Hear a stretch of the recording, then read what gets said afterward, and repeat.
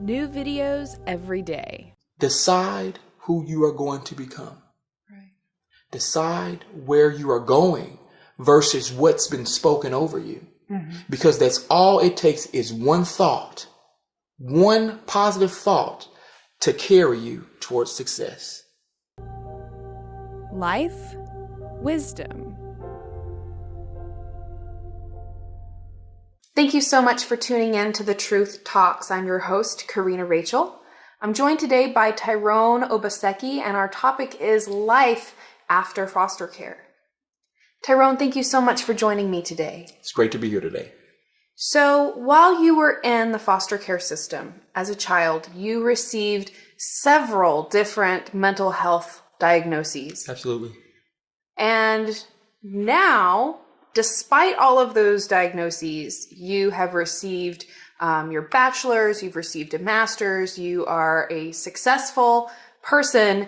Can you talk to us a little bit about how you went from a situation where you'd received multiple mental health diagnoses to clearly being a successful business person? Yeah. It's all about not entertaining the lie. And previously I talked about never losing sight of your goals. That's what drove me to success. It's not about entertaining the thought of being schizophrenic. Because if I entertained that thought, perhaps I would have become what was spoken over me for years.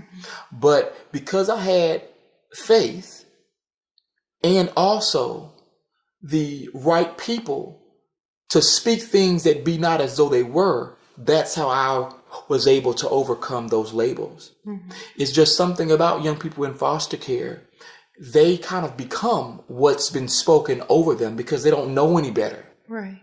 So today you see a product of my faith in God and not entertaining the lies that were spoken over me from day one. Right. Because you were very young when you started receiving these mental health diagnoses and started being given these medications. Is that right? Yes. And that's all because there were a lot of people who were solely after residual income, solely after making money versus actually dealing with the issues. And so I actually tell young people all the time, I'm a clinician, they come in my office a lot, and I tell them, you have the freedom to choose where you're going from here. The slate has been wiped clean. You have a choice as to whether or not you're going to entertain what has been spoken over you or whether or not you're going to pursue those goals. A lot of times, our young people have low self-esteem and they run right into the trap of society. And that's the belief that everybody has a mental illness, that everybody has a pill that they can take. And that's not true.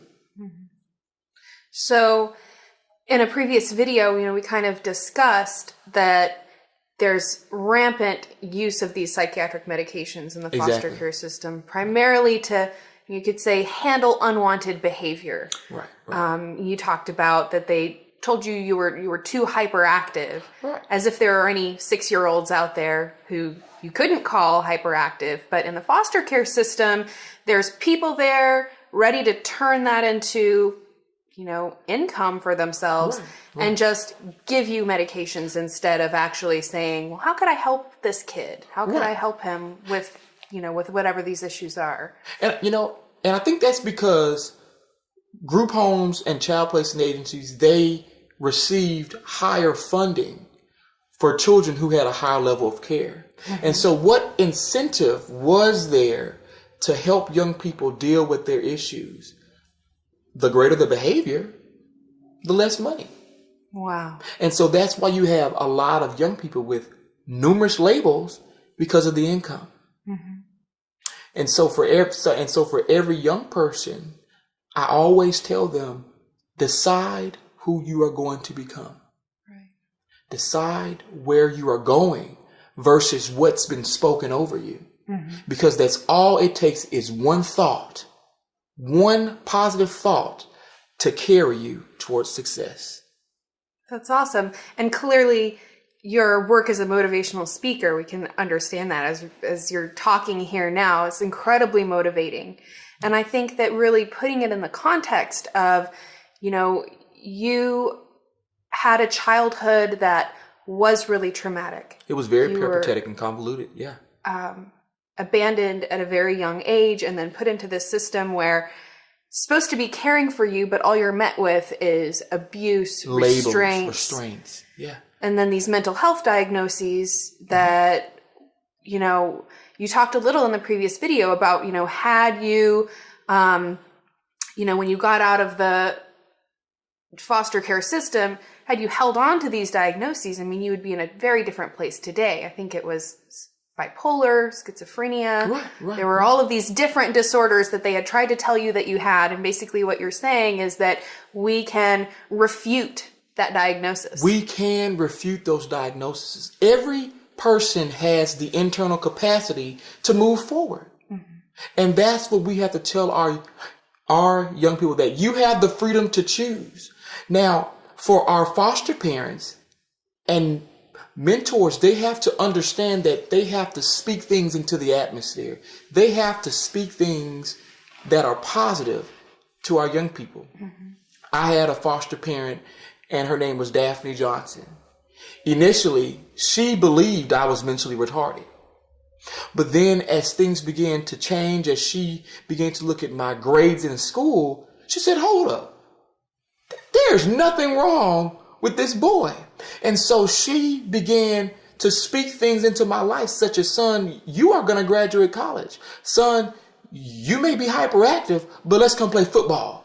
Mm-hmm. Go play soccer. So she tried to find different ways to utilize my energy. And that's what we need. We need more people to challenge and see the greatness in our young people versus contributing to their demise. Right. And we talked a little bit about how, this idea of refuting the diagnosis that, how could someone ever prove that they didn't have schizophrenia or that they weren't bipolar?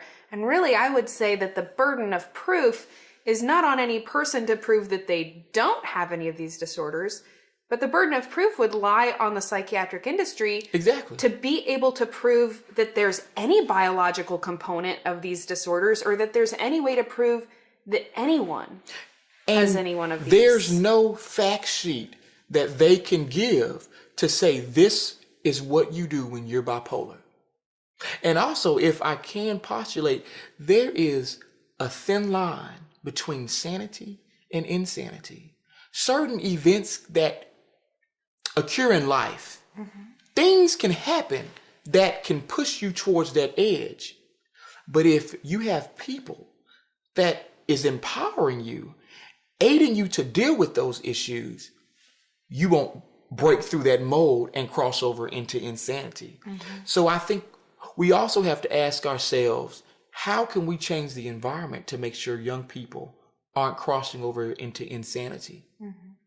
And I think that you bring up a really important point, which is that just the isolation alone of feeling neglected, feeling that you don't have anyone to turn to, or that you don't have anyone who's giving you compassion and giving you encouragement, that alone can induce mental illness. Will push you past that point, and it can be so easily prevented simply by having that supportive person or that motivational person, which is what you do, and I find that so empowering.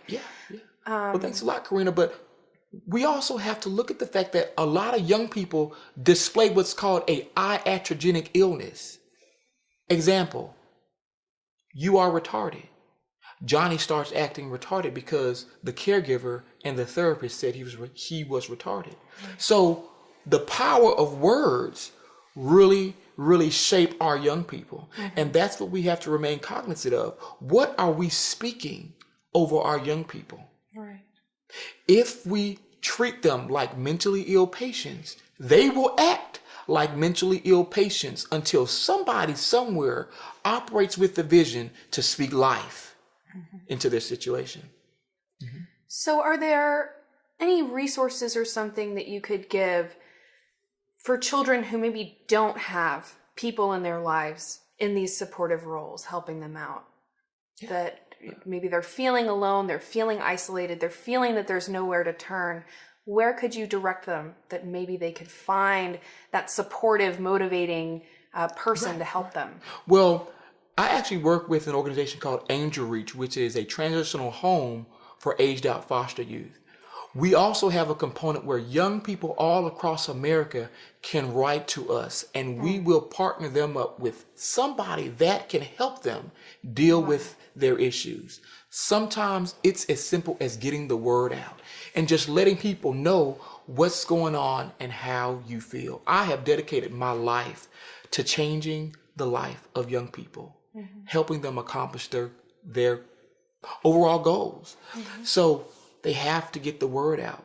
Also, I actually encourage all young people to write to their congresspeople, write to the legislators, write to their pastors. Find somebody that you can connect with that can help you deal with your issues. Right. So to know that they're not alone. You're not alone. That this traumatic and oftentimes abusive environment that the government may have been supplying to you, you know, these children who are in the foster care system, to know that they can reach out and that this is not what real life is like, that they're in a system that is abusive, that is traumatic, and that they can reach out to find support outside of the system. And in reaching out, it triggers something in them to help them recognize even more that they are bold, that they have the capacity to overcome all obstacles. I actually tell all young people to operate with the mentality of a champion. It doesn't matter what's before you. If you say that you are a champion, you will overcome it. Despite being labeled bipolar, you can make it. Despite being treated as if you were a vagrant, you can overcome it. Despite being labeled over-medicated, despite being labeled emotionally disturbed, you can make it. Right. And I love, you know, something I think that you said in the last video was that it just takes one positive thought or one hopeful thought that can tip the balance It really can. the other way and kind of put you on that path towards your success. self-actualization and becoming the successful person that you really want to become. That's so true. And even when you find yourself at a low point in life, for instance, when I aged out of foster care, I was homeless and on the streets, catching buses, going to Kroger's, trying to go to work, and I didn't have anybody there. But I knew that I wanted to graduate college. That one thought carried me through homelessness. Wow.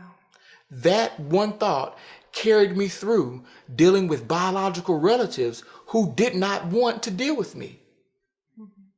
So I encourage all young people to keep going. Don't let labels, don't let what people have spoken over you prevent you from accomplishing your goals. Right. Well, Tyrone, thank you so very much. And we, of course, will include the link to the Angel Reach website so that people can get a hold of you. Outstanding. Yeah. Thank you so much for your time. Thank you so today. much, Karina. Thank you for watching. I hope this video leaves you feeling hopeful and feeling motivated. I hope you will subscribe to our channel so you can see all of our future interviews. Thank you so much for watching, and I'll see you again next time.